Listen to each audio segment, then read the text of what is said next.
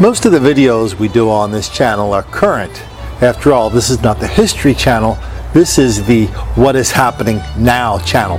But every once in a while we get a video that is so revealing, so important, it gives us a really good look at this black on white crime, violence, mayhem, even murder. I think it's something a lot of you might be interested in seeing. I know I was, even though it's I think this happened in 2012. Let's give it a look. Angela, I've seen previous interviews and with the police, and one of our colleagues talked to you once upon a time. You're very upfront. Pretty much. About talking about this killing. Right. You murdered this man. Yes. You tortured him. Of course. There is no ambiguity, and there is nothing you want to... In court today you said you're not here to pretend to be remorseful. Of course not. Why would I do that? Are you remorseful? Not at all. Why? Why would I be? Well, why did this man deserve to die? You claimed he was a snitch. Well, what proof do you have of that?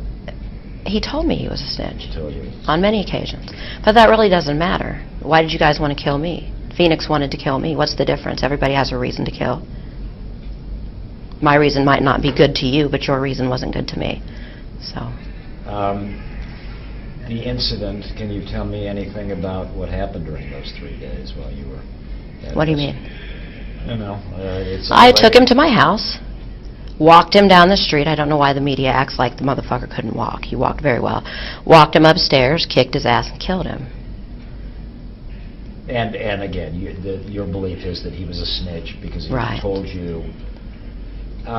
you claimed that other people had been killed in that same part. You had killed other people. Have you killed other people? No, I've never killed anyone else. So that was something, just talk. Right. How do you feel about spending the rest of your life in prison? You know, I got a lot of family in prison, and I'm okay with that. I'm okay with that. Yeah. I got many sisters in prison. I can't wait to see them. It's really not that much of a punishment to be sentenced to spend my life with my family. And you don't want to talk about your past, but your lawyer said that, you know what, in sentencing you, the judge should bear in mind that you've had a really Right. tough life. I started being hospitalized at 10 years old. I have a mental history from 10 years old until present, so yeah. When you say mental history, I mean, do you care that anyone feels sorry for you? Do you want anybody? Feel sorry for me. Yeah. Should the people who are watching this say because she had a bad childhood, Of course not. because she has mental illness? Of course not, no. That we should feel some sympathy for you? No. You would not have that. I want no sympathy, no. What then? Do you care what anybody thinks No. about Angela Simpson and what you No. have done? I don't. It's again your candor. I've interviewed people who have committed murders before, and usually they sort of prevaricate or they this or that. You're about as direct as it gets. Right. Why is that? It's only fair. I expect you to be the same way. Okay. Do you think that it was fair today? It was justice in that courtroom?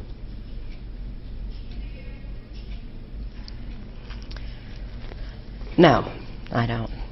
Why? I should have gotten the death penalty. Did you want the death penalty? No, I'd prefer to spend my life with my sisters, but yeah, I do believe that would have been justice. So you deserve death penalty, but you're glad that you got what you got. Right. Because you... Right. When you say your sisters, you're talking about women you know in prison. Right. Okay. And have you found that there is some bonding and that you have made friends here that will be of some comfort to you when you're in prison? Most definitely, yes. Most definitely, yes. Yeah. What has the experience been like here in this facility? Horrible. Really? Yes, it's terrible. Jail is awful. They don't, they have no, well, they have no compassion. They don't give us the things we need here. Will prison to your understanding? I certainly hope so, yes. Have you done time in prison? No. So you're hoping that it will be a better existence? Yes, for you, yeah? definitely. You're a young woman, 36 years old. You could be there a long time. Right.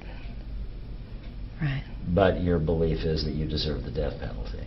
Definitely. Well, I believe God. That's what God says. Unless God is wrong, which I doubt, so.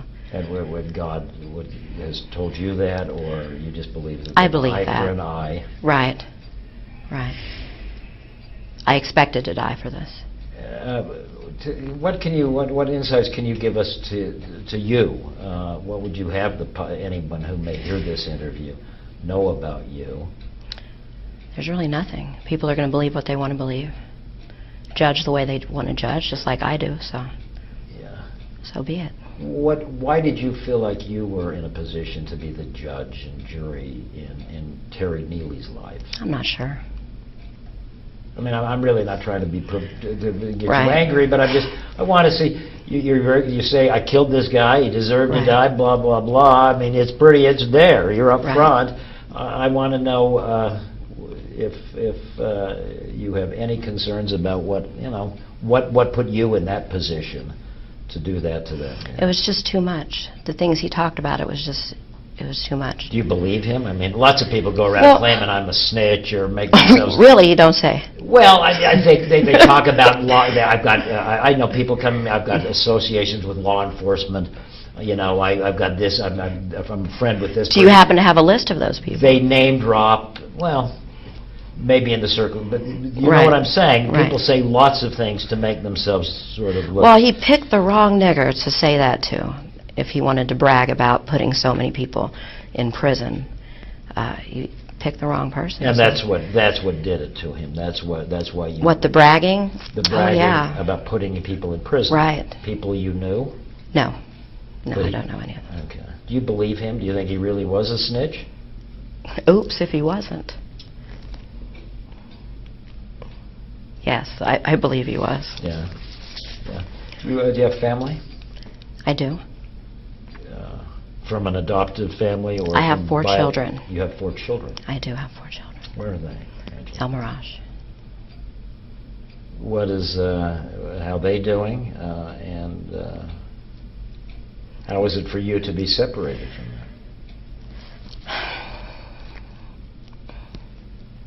I don't want to talk about my children. I can't do that. Yeah. Is there a message for what? Is there a bottom line or a lesson to be learned from the story of Angela Simpson? There's a bottom line to everything, but What is the bottom line to this story? whatever people want it to be. If it doesn't What do matter you what want I it to say. be, I don't know. Insights that you don't regret killing this guy. I don't regret killing him, no. I regret the fact that my co-defendants found it necessary to divulge so much information to the detectives. I regret that. They were people I really cared about. And I regret that they were near me or around me at any point. And then helped prosecutors. Help the prosecution, correct. You were And angry they at those people. Definitely, because they didn't know, they weren't actually with me during any of my crimes. So for them to say that they were, to try to get lesser sentences, was a little heartbreaking for me. So friends of yours lied to prosecutors and lied to police. Correct. Dropped the dime on you. Correct. They snitched on you. Correct. If you could, would you do to them what you did to No, Terry? I would not. Because you still have some relationship with them, or? Well, no, but I had claimed a bond with them at one point, so I wouldn't be able to avenge that. Yeah, yeah. Did you act completely alone in that? Yes, crime? definitely. So nobody else helped? No. Totally alone. Help me understand. For 3, I know the crimes of passion or something, and in the heat of the moment. But to spend 3 days driving nails into a guy's head and pulling his teeth out. Right. Why?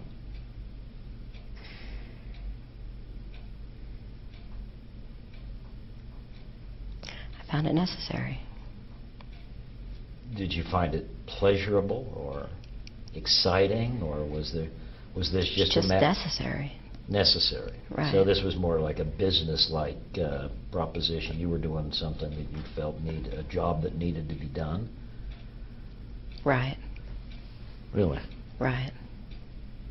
And whatever came into your head, I'm going to drive a nail into his head. Or was this just a symptom of what was at hand in that apartment? Right. Yeah. Right. Your moment. I'd like to, because we've got to get run back, and Right. I want to get what you say on television. And again, I'm grateful that you would be willing to talk to us, and I wish you the best under these Thank you. circumstances. What would you have the world know? You're You're sort of an interesting character, because first of all, women generally don't commit crimes this heinous. Right. This is usually the domain of men. That's unfortunate. You think more women? Oh, yeah, equal opportunity, definitely. And I know you're being sort of a smart aleck to me. Slightly sarcastic. But Yeah, but I can do seriously, that. I mean, in some ways, I've been covering murder and mayhem and covered serial killers to petty shoot-'em-ups, and you don't meet many women who commit the kind of calculated, long-term murder that you committed with this guy. And you don't meet many people who are willing to say, I did it, and you know what? Deal with it. Right. That's the way it should be, in my opinion. But you seem so you seem like you're sort of I'm sort of almost self-righteous about I did this and I did. Do you think you did the right thing by killing this guy? Definitely. Other than shooting his mouth off, what else did he do that you know of? That's what he got done for. He's Shooting. white trash. Somebody had to take it out. That's it. Was there a racial component to it? Oh, there's always a racial component. Okay. And what do you mean by that? I'm not going to elaborate on that at all. Okay, but the fact that you're a black woman and he's a white guy, that factored into your killing him? Yeah. I wouldn't kill another black individual. Okay. Would you, if you had that moment to live over again? I'd have kept him alive a week. But you would have still tortured him and killed him. Oh, I'd have tortured him for a week, yeah, instead of 3 days. Definitely. So your only regret is that the torture didn't go on any longer. Right, and I regret not killing my other victim. I should have killed him, too. I just didn't have time. I had to go somewhere. And tell me who that other victim was. Joseph Van Tress for the armed robbery. Yeah. I should have killed him, but I had to go. Will you kill again? If the opportunity arises, I hope so. Okay, we're done? Are you done? Yeah. All right. Thank you, Angela. Good shit, dude. That's going to be crazy, isn't it? That's going to be wicked. Make it look good, please. Oh, you're going to put this on, too? Well, why not? Don't put the ending on. Thank you. Thank you. Honestly, best wishes to you. And Right. ladies, thank you. Thank you.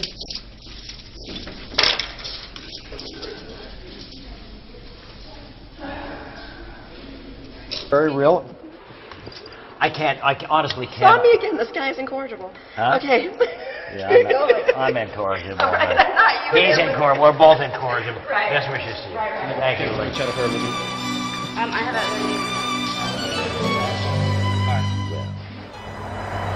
Our old friend Marlon Newburn is featured prominently in the book Don't Make the Black Kids Angry, was a prison psychologist for 30 years. And he used to talk on this channel and in my book about how black inmates, one of the reasons prison is not that much of a deterrent is because they feel that when they go there, they're going to see their friends and their family. But I remember Marlon used to say that. I always used to think, well, maybe that's just kind of a front a lot of these prisoners are putting on, but it's really weird to see a prisoner actually say that. It's weird just to see her fully embrace that whole prison thing, even if it meant killing an old white dude in a wheelchair to get there. Even if it means talking about it makes the black kids angry.